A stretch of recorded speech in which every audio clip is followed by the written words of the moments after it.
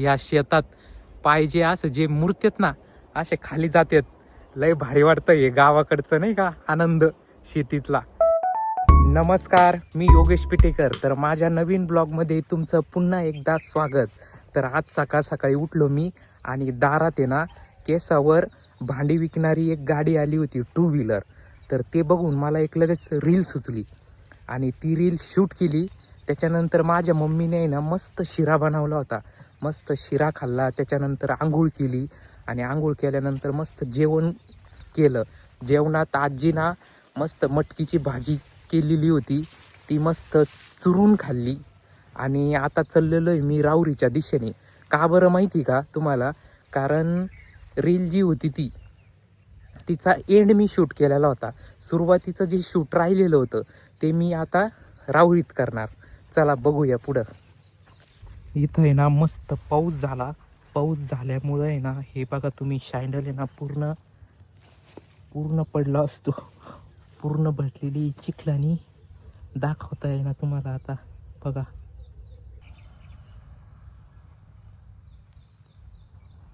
मित्रांनो, मला राहुरीला जायचं होतं रील शूट करायला. तर ऑफिसमध्ये रील शूट करायची होती. ती कन्सेप्ट थोडीशी वेगळी होती. तर मी ती कन्सेप्ट आहे ना आमच्या सरांना सांगितली. तर सर बोलले ती कन्सेप्ट काय बसत नाही.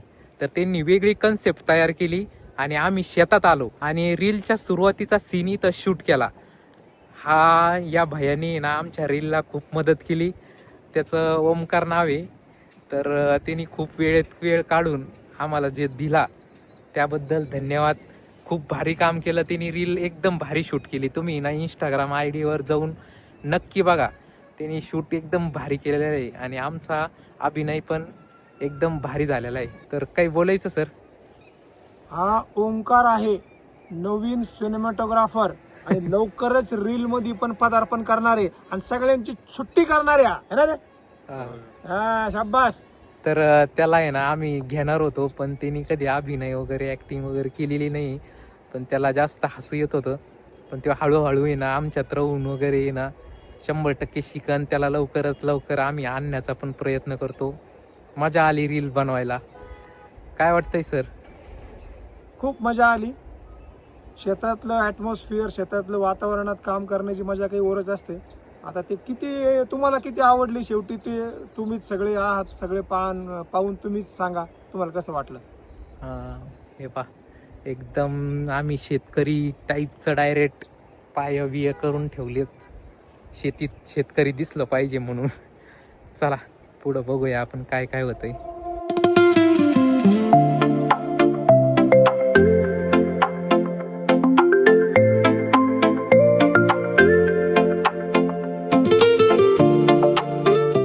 आत्ताच आमची ना रील वगैरे शूट झाली आणि आता आम्ही चाललोय घरी.